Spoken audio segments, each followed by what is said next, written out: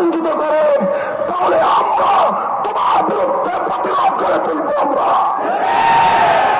সংগ্রামী সাথী ও বন্ধুগণ, হেফাজতে ইসলাম বাংলাদেশ দেশের সকল ধর্মপ্রাণ মুসলমানদের প্রতি উদাত্ত আহ্বান জানাচ্ছে। শহীদ সাইফুল ইসলাম আলিফের হত্যাকাণ্ড আমাদেরকে স্পষ্ট বার্তা দিচ্ছে। এই হত্যাকাণ্ডের মাধ্যমে বাংলাদেশে নৈরাজ্য সৃষ্টি করে রক্তের হোলি খেলা খেলানো, এটাই হলো বাংলাদেশ বিরোধী শক্তির অভিন্ন টার্গেট। কাজেই তাদের এই ষড়যন্ত্রের পাতা ফাঁদে আমরা পা দেব না। আমরা কোনোভাবেই সহিংস কোন কর্মসূচি পালন করব না। শান্তিপূর্ণভাবে টেকনাফ থেকে তেঁতুলিয়ায় আমরা তীব্র প্রতিবাদ এবং প্রতিরোধ আন্দোলন করে তুলব। শান্তি হবে আমাদের হাতিয়ার, ধৈর্য হবে আমাদের সৌন্দর্য। শেষ মুহূর্ত পর্যন্ত আমরা ধৈর্য ধারণ করব। আমরা রাষ্ট্রকে বলবো, সরকারকে বলবো, চিন্ময় কৃষ্ণ দাসকে ভালোভাবে রিমান্ডে নিয়ে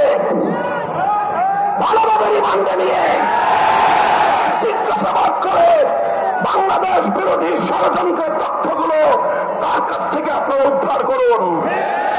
শেখ হাসিনা তাকে কত টাকা দিয়ে তার সন্ত্রাসী বাহিনীকে দেশের বিরুদ্ধে লেলিয়ে দিয়েছে সে তথ্য উদ্ঘাটন করুন।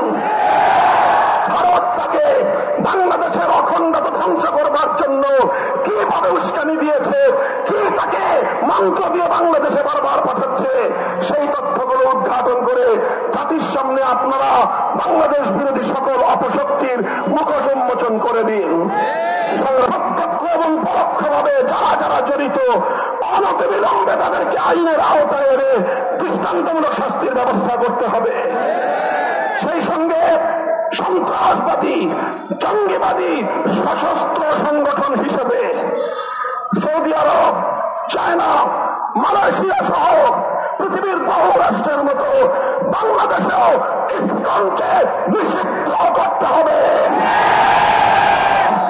আমার পূর্ববর্তী বক্তারা বলেছেন, আওয়ামী বিরোধী আন্দোলনের সারির সম্মুখ কাতারের কোন কোন রাজনৈতিক দলের নেতারা মায়া কান্না কাঁদেন।